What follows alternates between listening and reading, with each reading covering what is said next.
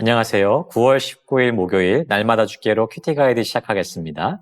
오늘 본문은 사세기 7장 19절부터 25절까지의 말씀입니다.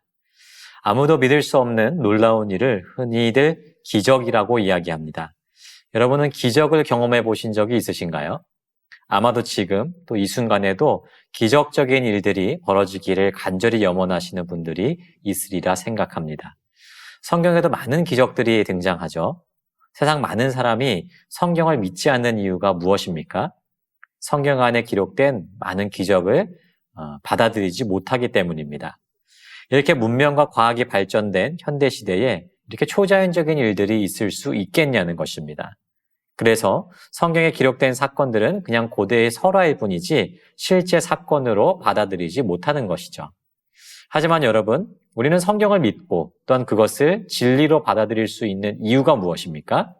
성경은 하나님의 이야기이기 때문이에요. 온 우주를 초월하신 창조주 하나님은 얼마든지 자연의 법칙을 뛰어넘어 놀라운 기적의 역사를 이루실 수 있다는 사실을 믿고 받아들이기 때문이죠. 오늘 말씀도 하나님의 놀라운 기적의 역사를 기록하고 있습니다. 관찰 질문 1번입니다. 기드온과 이스라엘은 어떻게 미디안 군대를 공격했습니까? 먼저 19절, 20절을 보시면 기드온과 용사들이 미디안 군대를 향해서 공격하는 장면이 등장합니다. 이들은 먼저 군대를 세 무리로 나누었어요. 각자 나팔과 빙 항아리, 그리고 그 안에 횃불을 든 채로 말이죠.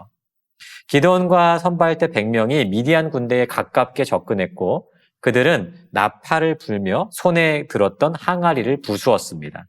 그리고 셋으로 나눈 군대 역시 모두 항아리를 부수고 횃불을 불면서 여호와와 기드온의 칼이다라는 말을 외치기 시작했어요. 물론 이 방법은 일반적인 군사 전략은 아니었습니다. 하지만 하나님께서 주신 지혜로 이 일을 감행했을 때 곧 미디안 군대는 혼란스러워지기 시작했어요. 관찰 질문 2번입니다. 이스라엘이 미디안을 공격했을 때 어떤 일이 일어났습니까?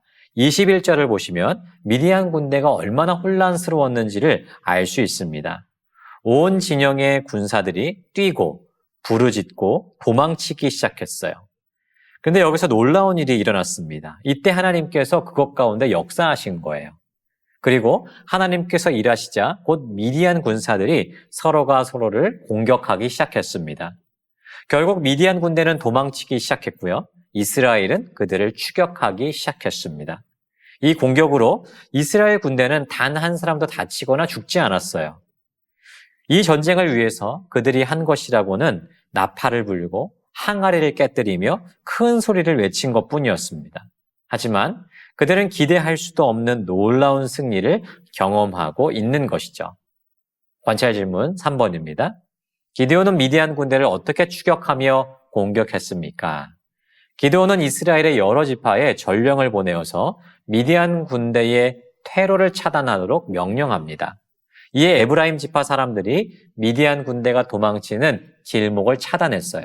그리고 그들을 추격하여서 미디안의 지도자였던 오렙과 스앱을 붙잡아 죽이게 됩니다. 기드온은 이 전쟁에서 단순히 적을 몰아내는 것으로 멈추지 않았어요.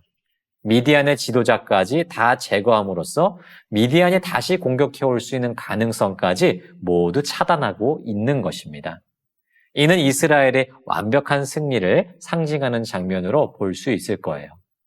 말씀을 정리하겠습니다. 여러분, 오늘 말씀은 기적이라고밖에는 설명할 수 없는 일이 기록되어 있었습니다.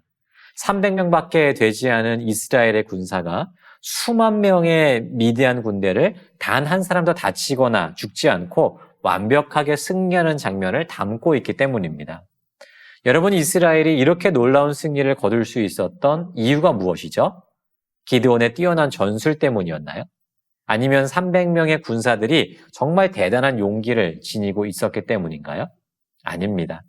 우리가 22절에서 이미 본 것처럼 이 모든 것은 하나님의 일하심 때문이었어요. 하나님께서 기드온에게 지혜를 주셨고 하나님께서 300용사에게 용기를 주셨습니다. 그리고 미디안 군대를 혼란스럽게 하신 것도 또한 그들이 서로를 공격하고 스스로 패퇴하게 하게 하신 것도 모두 하나님께서 하신 일이죠. 결국 이 전쟁은 하나님의 전쟁이었고 하나님께서 이루신 승리였던 것입니다. 여러분, 때로는 우리 앞에도 수많은 미디안 군대처럼 막막하고 도저히 넘을 수 없을 것만 같은 삶의 위기가 찾아오곤 합니다. 아니면 도저히 이길 수 없을 것만 같은 영적인 공격들이 닥쳐오기도 하죠. 그럴 때마다 우리가 의지해야 될 분은 누구일까요? 여러분, 그럴 때마다 우리가 기억해야 되는 것은 이 전쟁은 내가 싸우는 전쟁이 아니라는 사실입니다. 하나님께서 우리에게 허락하신 이 위기의 순간에서 우리가 바라보고 의지해야 될 분은 오직 하나님 한 분밖에는 없어요. 우리가 오직 하나님을 바라보며 의지하게 될 때 우리 주님께서 우리를 위해서 친히 싸워주실 줄을 믿습니다.